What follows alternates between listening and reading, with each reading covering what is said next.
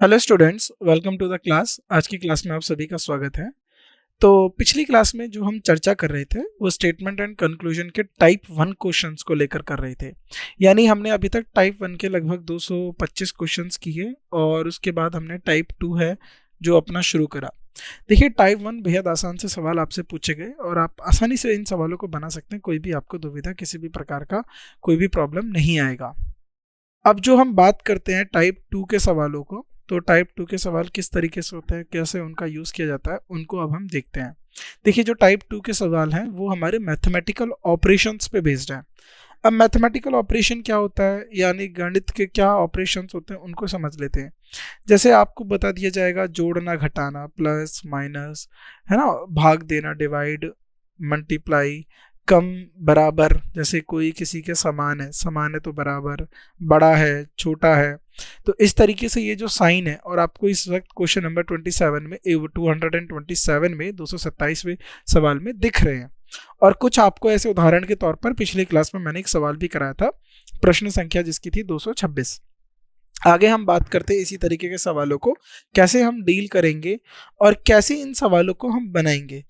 तो हम आज की जो क्लास है इसी में हम अपना स्टेटमेंट एंड कंक्लूजन के टाइप टू की भी बात करेंगे, और जो भी सवाल है हमारे उनको निश्चित तौर पर हम आराम से बना लेंगे। किसी भी प्रकार की कोई भी प्रॉब्लम आपको नहीं देखने के लिए मिलेगी। राइट।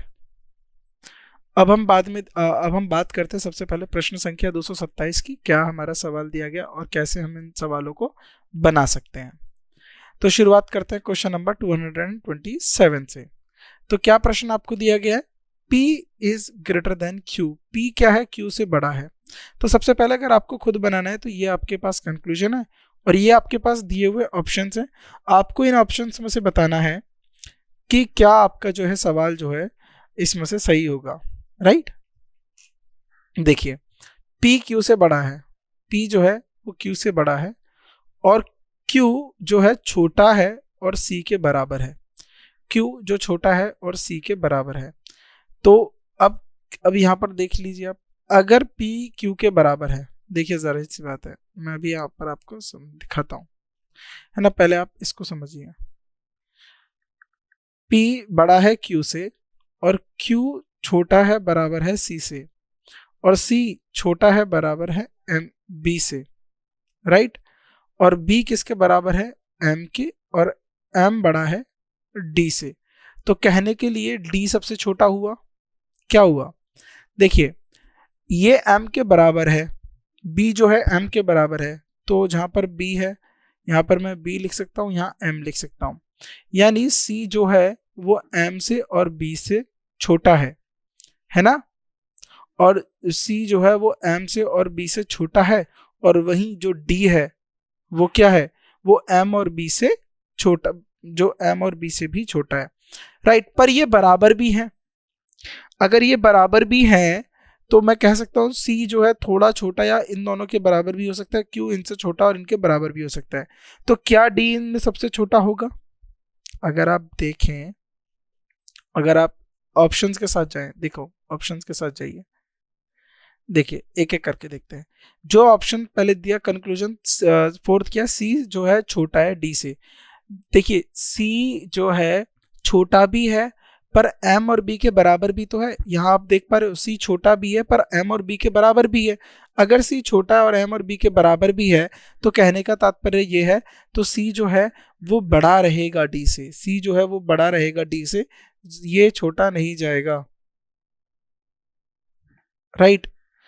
क्या M और Q दोनों बराबर है। देखिए Q जो है वो छोटा है M के और उससे बराबर है, तो क्या M और Q दोनों बराबर हैं। बिल्कुल। क्या D Q से बराबर और छोटा है। देखो D ना सीधे तौर पे बोल दिया है, जो D है वो M से छोटा है, और M और C जो है ये आपस में बराबर हो सकते हैं, छोटा हो सकता है C, और Q भी जो है B और M के बराबर या छोटा हो सकता है। तो D जो है Q से तो बड़ा होगा ही होगा, जो Q है वो D से तो बड़ा होगा ही होगा, पर क्या D के बराबर होगा, बराबर नहीं होगा। वहीं एम क्यू से बड़ा है, क्या एम क्यू से बड़ा है? तो बिल्कुल यहाँ पर बोला गया है कि एम जो है सी से बड़ा है, सी जो है बी से बड़ा है, तो एम क्यू से बड़ा हो सकता है। तो ये जो है यानी निष्कर्ष दूसरा और तीसरा निकल सकते हैं, राइट। सो दूसरा और तीसरा यानी ऑप्शन ए जो है आपका सही उत्तर रहेगा। तो इस तरीके से इन सवालों को बनाना है, कुछ नहीं है, बस आपको थोड़ा सा अपना लॉजिक रखना है। क्या आपके प्रश्न में दिया हुआ है और किस तरीके की बातें आपको यहाँ से निकाल के लेकर आनी है, जिस तरीके से आप अपने सवाल को एक सही सवाल जो है बना पाए। ए ऑप्शन जो है आपका सही ऑप्शन होगा। तो ए जो है आपका सही ऑप्शन होगा। तो ये मैंने आपको यहाँ पर बता दिया। अब बात करते हैं प्रश्न संख्या 228 की। स्टेटमेंट कथन क्या दिया हुआ है? v is not smaller than a। जो v है वो a से छोटा नहीं, v is not smaller than a, यानी हम कह सकते हैं v is greater than a, v a से बड़ा है। d is smaller than a, तो पहले आप खुद बना लीजिए। देखिए आप ना, अगर आप कुछ आप में से जो है सक्षम है इन सवालों को बनाने के लिए, तो आप एक बार देख लीजिए, बना लीजिए, और उसके बाद आपके पास ऑप्शंस है। अरे ये तो आपको आंसर दिख गया, आपके पास ऑप्शंस दिए हुए हैं, तो आपके ऑप्शंस बना लीजिए, राइट। अब हम उसको देखते हैं, ध्यान से देखिए। v is not smaller than a, तो v a से छोटा नहीं है, तो v a से बड़ा होगा। जब छोटा नहीं है बड़ा होगा, और बराबर भी हो सकता है। एक ये बड़ा केस ले सकते हैं, छोटा बड़ा और बराबर भी हो सकता है a के। d is smaller than v, और जो d है वो क्या है? v से छोटा। तो d अगर v से छोटा है, देखिए d v से छोटा है, पर अभी a को लेकर कोई बात नहीं हुई है। a is smaller than d, और a क्या है? d से भी छोटा है। a is smaller than d। तो जाहिर सी बात है, अब ये ऐसा वाला केस तो रहा नहीं है, तो ये इस तरीके से बन गया v is not smaller than a, तो यानी v बड़ा है a से, और d is smaller than v, और d क्या है? d is smaller than v, d जो है v से छोटा है, और a is smaller than d, और a क्या है? d से छोटा है। तो इस तरीके से बन गया। तो ये बन गया आपका ये, राइट। क्या अब देखिए d is smaller than a, क्या d a से छोटा है? तो ये तो यहाँ पर इसके साथ गलत हो गया, गलत। a is taller than v, a जो है टॉलर है, गलत। d is smaller than a and v, गलत। क्या a is smaller than v and d? बिल्कुल, b पार्ट जो है वो सही होगा, जो a है वो जो है छोटा है किससे? v से और d से। तो a is the right option. तो a आपका क्या होगा? राइट ऑप्शन होगा। मतलब a का मतलब, कहने का मतलब है b is the right option, a छोटा होगा, तो राइट b आप इसको ठीक करेंगे। नाउ आगे बढ़ते हैं। प्रश्न संख्या m जो है बड़ा है l से, n से, और n जो है r के बराबर है, और ये आपके कंक्लूजन है, और आपको इसके आधार पर जो है उत्तर बनाना है, राइट। अब बनाइए, किस तरीके से उत्तर बनाओगे, ध्यान से देखिए। देखो m बड़ा है l से, और l भी बड़ा है किससे? n से। तो और n और r आपस में सब बराबर है, तो मैं यहाँ पर लिख सकता हूँ r, बिल्कुल सही बात है। तो m बड़ा हो गया n से भी, r से भी, l बड़ा हो गया n से भी, r से भी। क्या r l से बड़ा है? r l से बड़ा है? नहीं होगा, r l से बड़ा नहीं होगा। क्या m r से बड़ा है? बिल्कुल होगा बड़ा, क्योंकि आप यहाँ पर देख लीजिए, है ना। देखो अगर मान लो मैं इसको इस तरीके से कर देता हूं, ये हो गया 6 4 3, तो आर भी क्या हो गया? 3। तो क्या यहाँ पर वैल्यू रखो, 3 बड़ा है 4 से, गलत। क्या 3 छोटा है 6 से? तो बिल्कुल सही। तो ये जो है आपका बन जाएगा, यानी कंक्लूजन 2 जो है वो फॉलो होगा। तो अब आपको ऑप्शन देखना है जिसमें कंक्लूजन 2 है, उसका आंसर बनाना है। कंक्लूजन 2 किसमें? बी में। तो बी जो है इसका क्या होगा? सही उत्तर होगा। बहुत आसान सा सवाल था, किसी तरीके की कोई प्रॉब्लम आई नहीं है, प्यार से हमने बड़ी आसानी से 2 सवाल बना दिए। इस तरीके के सवाल तो आप आराम से भी बना देंगे, कोई आपको दुविधा, किसी भी प्रकार की समस्या नहीं आएगी। अब देखिए ये इसका एक्सप्लेनेशन हो गया। अब देखिए ये आ गया, अब थोड़ा सा आपको जो है क्वेश्चन जिसमें है लैंग्वेज का इस्तेमाल, है ना। अब इसको आपको बनाना है, और आपके ऑप्शंस ये दिए हुए हैं नीचे ऑप्शंस। अब इसमें से बताना है आपका क्या होगा। देखिए, in a party each couple has at least 1 child minor. Each couple, अब पहली बात आपको पता होना चाहिए, पहले इंग्लिश में पढ़ देते हैं फिर हिंदी में। Each couple In a party, each couple has at least one child minor and the party has 12 couples, मतलब married couples. Then which of these conclusion will be possible? First conclusion is there are at least 24 men in the party. There are at least 36 person in the party. There are only 12 men in the party. There are or 20 women in the party. Party में कम से कम 24 पुरुष हैं, party में कम से कम 36 व्यक्ति हैं, party में केवल 12 पुरुष हैं, पार्टी में केवल 22 महिलाएं हैं। तो अब हम बनाते हैं सवाल। देखिए, इन अ पार्टी, एक पार्टी में प्रत्येक जोड़े के पास कम से कम एक बच्चा है, और एक से ज्यादा भी हो सकता है, बट बोला गया है कम से कम, जो कि नाबालिग है। और पार्टी में 12 जोड़े हैं, और फिर इनमें से कौन सा जो है निष्कर्ष संभव है, और आपके पास निष्कर्ष दिए हुए। देखो ध्यान से देखना, क्या है हमारे पास 12 कपल्स, 12 क्या मैरिड कपल्स, मैरिड कपल्स। तो आपको पता है यहाँ पर हम जो है नॉर्मल कंडीशन है, एक मेल होगा और एक फीमेल होगा। तो 12 मैरिड कपल्स का मतलब हो गया कि दो लोगों का कपल, यानी हस्बैंड वाइफ का जो है, यानी एक हस्बैंड होगा, एक वाइफ होगी, उन दोनों को मिलके एक कपल होता है, उसको हम एक कपल बोलते हैं। तो यानी ऐसे 12 हस्बैंड और 12 वाइफ रही होंगी। तो यानी इस तरीके से हम कह सकते हैं 24 पर्सन है, वो जो अडल्ट हैं, ये जो मैरिड लोग हैं, और 24 में से 12 मेल हो गए और 12 फीमेल हो गए। तो यहाँ पर बोला गया एटलीस्ट कम से कम 12 पुरुष होना चाहिए, ये गलत हो गया। देयर आर ओनली 12 मैन, केवल 12 पुरुष हैं पार्टी में, और there are only 22 women in the party. अब ये दो स्टेटमेंट जरा ध्यान से देखना।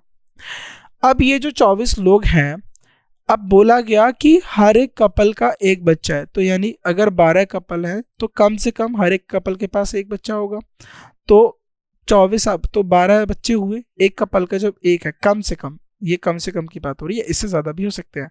तो यानी 24 तो लोग हैं, कम से कम अगर 12 बच्चे हुए तो कम से कम पार्टी में कितने लोग हुए, 36 लोग हुए। तो कम से कम, अब इन 12 में से आपको क्या पता कि कितने लड़के हैं कितनी लड़कियां हैं?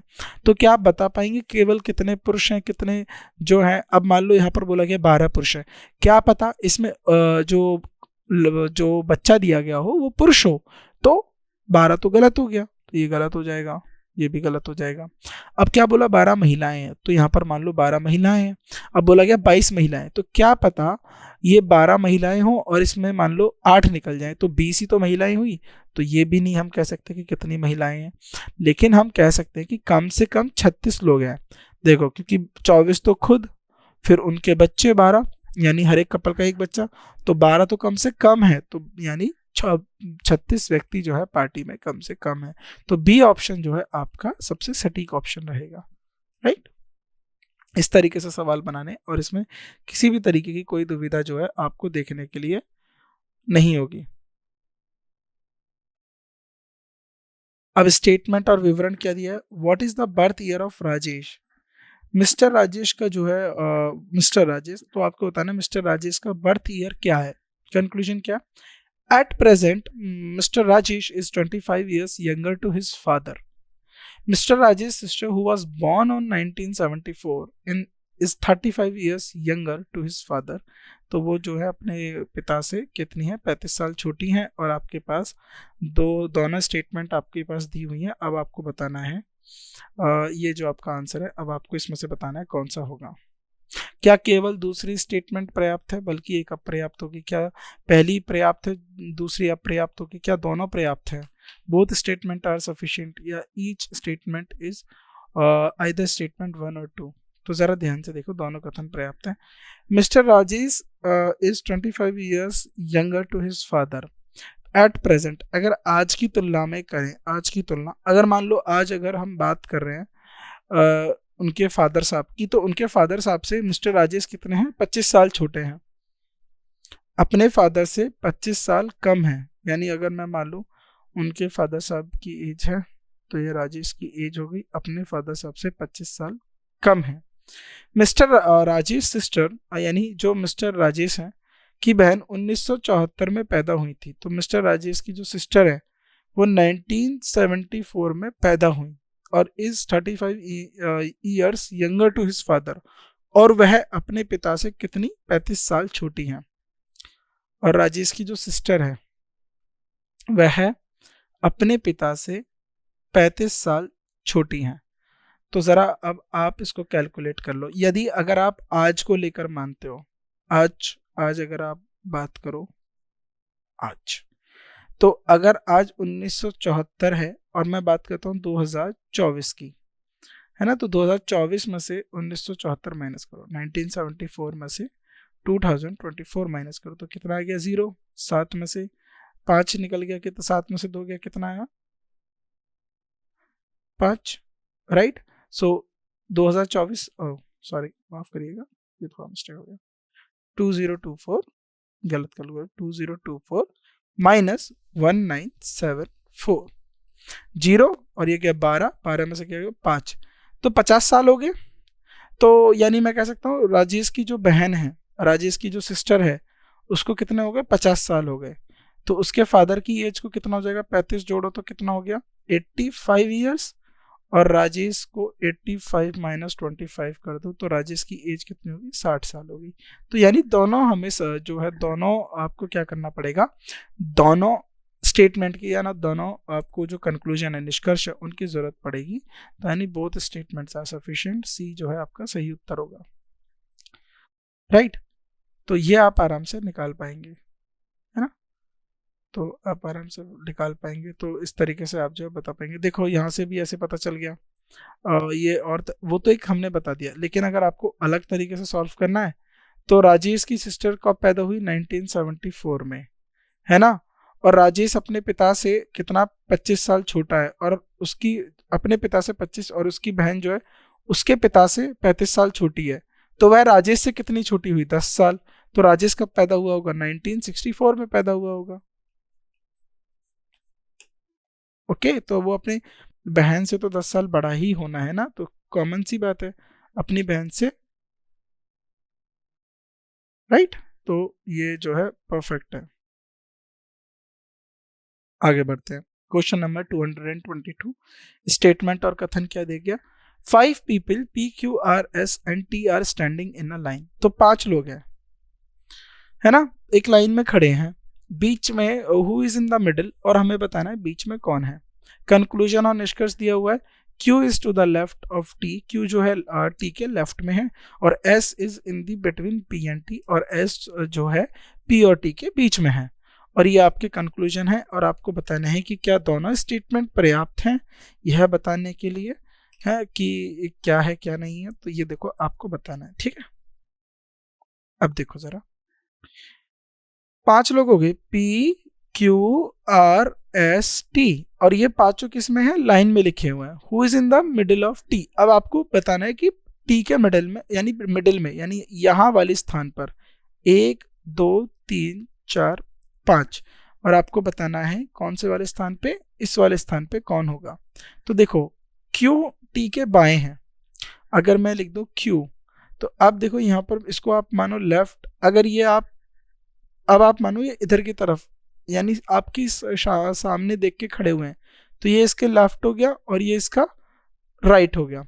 तो अब मान लो Q अगर पहले स्थान पे हो गया, तो Q यहाँ पर हो गया, तो T कहाँ हो गया? लेफ्ट में, है ना। अगर Q यहाँ पर हो गया तो T क्या हो गया? यहाँ। तो ये पॉसिबिलिटी बोल रही है, अगर Q यहाँ है तो T हो गया यहाँ। तो ये मैंने 3 पॉसिबिलिटी ड्रॉ कर दी जो हमारी पहली स्टेटमेंट से निकल के आ रही हैं, है ना। अब आगे देखते हैं, S is in between P and T। S क्या है? P और T के बीच में। तो एक और पॉसिबिलिटी होगी ये वाली, Q और T। S is in between P and T, तो S जो है P और T के बीच में है। देखो P और T के बीच में कौन आ गया? S। तो PST, एक तो ये हो गया, तो आप चाहो तो PST यहाँ रख दो, या तो PST यहाँ रख दो, या PST ऐसे रख दो। अब प्रॉब्लम क्या हो जाएगी कि अगर आपने PST एक साथ रख दिया तो Q के तो ये राइट में आ गया ना, तो राइट में आ गया तो आप कैसे बता पाएंगे? तो यानी आप इन दोनों जो है कंक्लूजन से बता ही नहीं पाएंगे कि कौन सा जो है बीच में रहेगा। तो यहाँ पर आएगा नाइदर वन और नो टू, दोनों में से कोई भी सफिशिएंट नहीं है आपको उत्तर देने के लिए, है ना। तो अगर आप किसी भी तरीके से अरेंज करोगे तो आपको पता चलेगा दोनों में से सफिशिएंट नहीं है कोई। मान लो ये क्यू के राइट में है तो फिर नहीं बता पाएंगे। तो यहाँ पर तो एस आ गया बीच में और यहाँ पर टी आ गया बीच में, तो ये जो है आप नहीं बता पाएंगे। आगे बढ़ते हैं। स्टेटमेंट क्या दिया हुआ, u जो है v से छोटा है, यानी u p से छोटा है। प्रश्न संख्या 220 इसमें देखना कौन किससे छोटा है, राइट। देख पहले आप आराम से बना लो, फिर उसके बाद हम डिस्कस कर लेते हैं। u p से छोटा है और p s से बड़ा है। u p से छोटा है और p s से बड़ा है, तो एक एक करके इसको अलग अलग तोड़ लो। u छोटा है p से और s भी छोटा है p से और s बड़ा है, s बड़ा है, s बड़ा है किससे, v से। तो मैं कह सकता हूं p जो है p से कौन छोटा है, s बड़ा है, तो यहाँ पर आ जाएगा s और s के बराबर क्या हो जाएगा v, और p से छोटा है u, और इनके बीच में हमें कोई रिलेशन नहीं दिया, तो s इसके बराबर है या इससे छोटा रहेगा, है ना। अब आपको इसमें से बताना क्या कंक्लूजन निकलता है। s is smaller than u, क्या s और u के बीच में आप बता पाएंगे किसी भी तरीके का संबंध, नहीं। अब p से तो u छोटा है, कितना, पॉसिबिलिटी ये भी तो हो सकती है कि जो u है वो s से बड़ा हो सकता है, या s जो है बड़ा हो सकता है और u से छोटा हो सकता है, और u s से छोटा हो सकता है। बस वो p से छोटा है, लेकिन हमें ये तो नहीं बताया ना कितना छोटा है। v और p आपस में बराबर है, नहीं, v और s बराबर है, s v से बड़ा है, s v से बड़ा है और बराबर है। जहां तक देखा जाए s जो है ना वो सिर्फ v से बड़ा नहीं है, s v से बड़ा नहीं है, वो उसके बराबर भी है। तो ये जो है स्टेटमेंट गलत हो जाएगी, हम इसको पूरी तरीके से नहीं कह सकते। तो नो कंक्लूजन इज करेक्ट, कोई भी निष्कर्ष नहीं निकलता है ना। तो s यहाँ पर क्या बराबर है, is equal, is can be equal और greater than v, but it is not greater than v, यानी v के वो बराबर हो सकता है और उससे बड़ा हो सकता है, लेकिन हम कह नहीं सकते पूर्णतः से कि वह उससे पूरी तरीके से बड़ा है ना। तो इस तरीके से आप इस सवाल को बना लेंगे, कोई भी जो है आपको दुविधा नहीं आएगी। नेक्स्ट क्वेश्चन, अगले सवाल की तरफ बढ़ते। स्टेटमेंट कथन क्या दिया हुआ है, राइट, ये आपके कंक्लूजन है और आपको बताना है इसमें से कौन सा कंक्लूजन जो है अप्रोप्रिएट है। देखिए एक एक करके, h जो है i से बराबर है, बड़ा है, यानी i जो है बड़ा है किससे, h से, और i जो है छोटा है l से, और l जो है वो बड़ा है किससे, a से, और a जो है, आप देखो l बड़ा है a से और a जो है वो छोटा है, a बड़ा है q से, तो a जो है ये इससे छोटा हो गया, ठीक। तो यहाँ पर ये आपको बात आ गई है। अब यहाँ पर ये हो गया कि l यहाँ पर सबसे बड़ा हो गया, उससे छोटा i हो गया, उससे बड़ा h हो गया, तो ये s तरीके से है, मैंने इनको बीच में से अलग कर दिया, ठीक है। देखो क्या h l से छोटा है, h और l छोटा है, बिल्कुल छोटा है। क्या h बड़ा है l से, नहीं है। जब h i से छोटा है उसके बराबर है तो l से कैसे बड़ा हो सकता है, तो ये गलत हो गया। तो यानी अभी तो हमारा पहला जो निष्कर्ष है वही ठीक निकला, ये गलत हो गया। q क्या h से बड़ा या छोटा है, देखो हमें इस बारे में कोई जानकारी नहीं है, हमें इनके और इनके रिलेशन में कोई जानकारी नहीं है। अगर किसी एक को भी ये कनेक्ट कर देते तो हमें पता चल जाता कि इनमें आपस में क्या संबंध है, लेकिन इन दोनों में अलग अलग बातें हो रही हैं, तो हम यहाँ पर कह नहीं पाएंगे स्पष्ट तौर पे कि किसके अंदर कैसा संबंध निकल रहा है। तो हम कह पाएंगे कि निष्कर्ष केवल एक ही यहाँ पर जो है सही है। तो only one conclusion is appropriate, तो केवल एक निष्कर्ष जो है वही उपयुक्त है इन सब में। अब बात करते हैं, ये अब इसका जो है आंसर हो गया, एक्सप्लेनेशन हो गया। अब प्रश्न संख्या 235, और आपके पास ये जो है ऑप्शन दिए हुए हैं, तो आप आराम से इसको बनाइए, तो बनाइए आराम से पहले इसको। अब ध्यान से देख लीजिए, C जो है C बड़ा है किससे, U से, और U से देखो U से बड़ा है, और S जो है वो बड़ा है और बराबर है किससे, U से, है ना। ये बड़ा है बराबर है किससे, U से, और छोटा है S किससे, T से। अब जरा ध्यान से देखिए, ये बड़ा है तो जाहिर सी बात है एस यहाँ से छोटा है।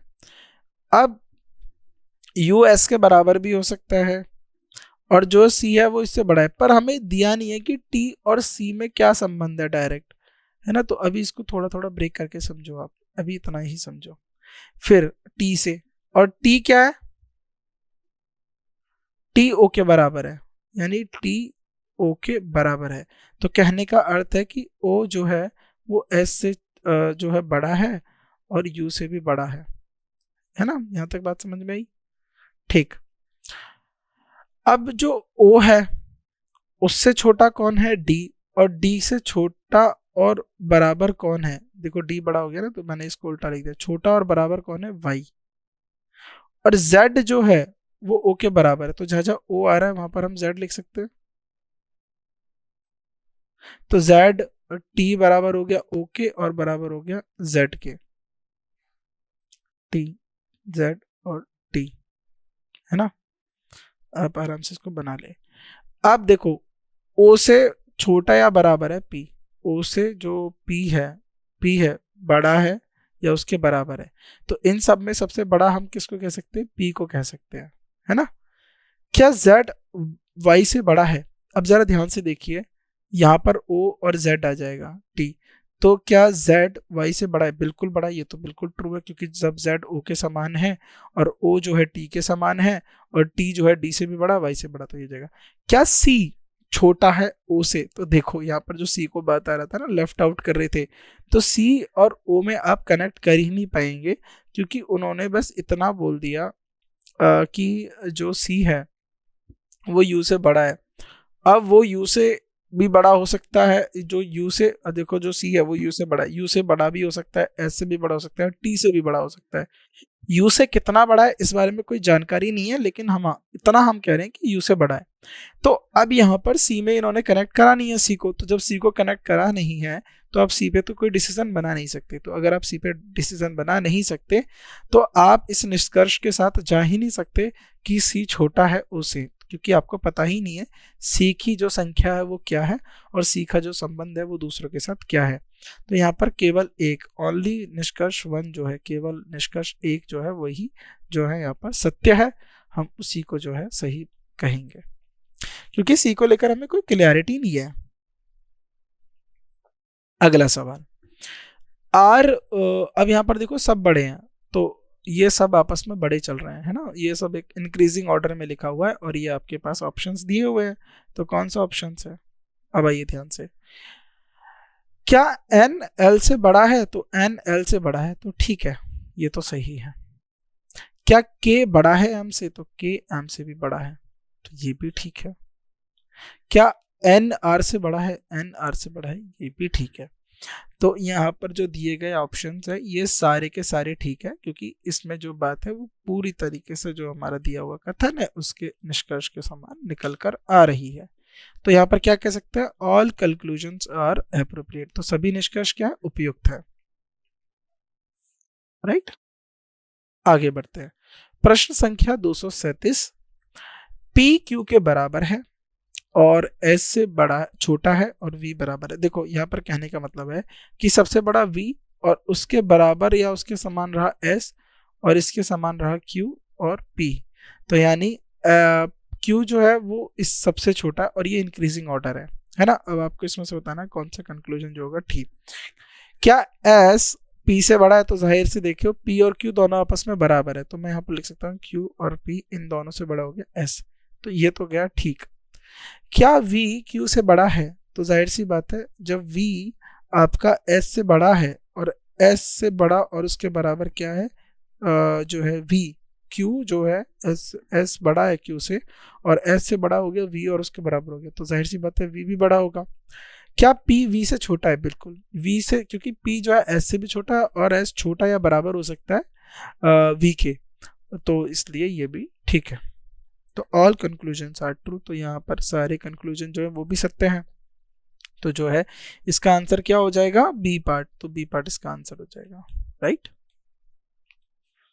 आगे बढ़ते हैं, प्रश्न संख्या 238, तो प्रश्न संख्या 238 को देखो कैसे दिया, क्या दिया हुआ है, जे, अब यहाँ पर देखो जे जो कि ई से बड़ा है और ई जो कि के से बड़ा है, और मैं यहाँ पे लिख देता हूँ टी से भी बड़ा है, क्योंकि ये दोनों आपस में समान है। और डी जो कि ई जो कि बड़ा है, देखो डी जो कि छोटा और बराबर है ई के, तो अब यहाँ पर ये इस तरीके से आ जाएगा, जे बड़ा या बराबर हो सकता है ई के, और ई किससे बड़ा है, बराबर हो सकता है डी से, तो ये डी से भी छोटे जाएंगे, क्योंकि यहाँ पर बराबर जो है साइन आ गया, तो ये से ऊपर चला जाएगा, के और टी। तो ये जो है इसका सिंप्लीफाइड वर्जन बनेगा, राइट। अब देखो जरा ध्यान से, यहाँ आपको बताना है क्या होगा। क्या जे डी से बड़ा है, क्या जे डी से बड़ा है? देखो यहाँ पर बराबर का भी साइन लग रहा है, तो जरा ध्यान से देखो, तो यहाँ पर क्या लग रहा है, बराबर का भी साइन लग रहा है, तो सिर्फ बड़ा नहीं है, ये गलत हो जाएगा। क्या जे और डी आपस में बराबर है? ये ठीक हो जाएगा कि बराबर और जो है बड़ा हो सकता है। क्या ई टी से बड़ा है? क्योंकि के और टी आपस में एक समान है, तो जब ई के से भी बड़ा है तो वो जाहिर सी बात है टी से भी बड़ा ही होगा। तो ये सेकंड और थर्ड, यानी जो आपको निष्कर्ष दिया हुआ है, दूसरा और तीसरा जो निष्कर्ष है वो पूर्णतः सही है, तो बी जो है इसका सही आंसर, सेकंड और थर्ड। सेकंड थर्ड किसमें? ए, तो ए इज द राइट आंसर, तो ए इसका क्या होगा, सही उत्तर होगा।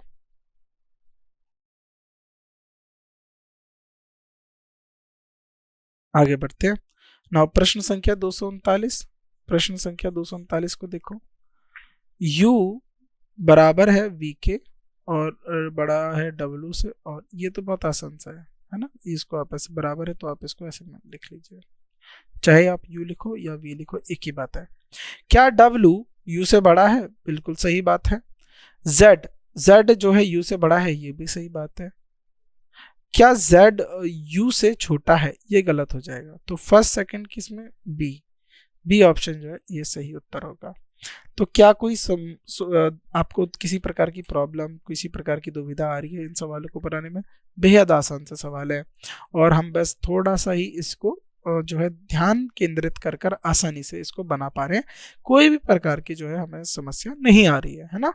तो ये सवाल बहुत आसान है, आप आराम से बना लेंगे, बी, राइट। आगे बढ़ते हैं, शाबाश। स्टेटमेंट और विवरण। h जो है बड़ा है k से और ये r के बराबर है, तो ध्यान से देखने की बात है कि जो h है वो k से बड़ा है और k और r आपस में बड़े हैं। अब यहाँ पर देखो f जो है वो j से बड़ा है और j किसके बराबर है? r से।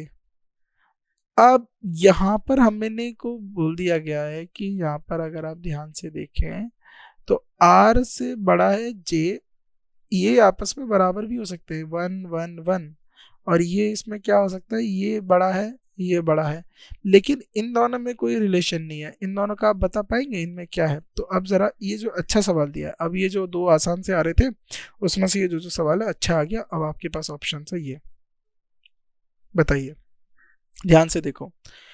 r h से बड़ा है, क्या r h से बड़ा है? तो देखो r जो है वो k के बराबर है और h बड़ा है, तो h बड़ा है, नॉट r नहीं, h बड़ा है r से, तो हाँ बड़ा है कह सकते हैं।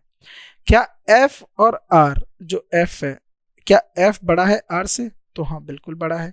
क्या h और j, अब यहां पर देखो, राइट, तो अब आपको बताइए, ये आपके पास ऑप्शंस थे, राइट, अब आप इसमें से बताइए कौन सा ऑप्शन होगा।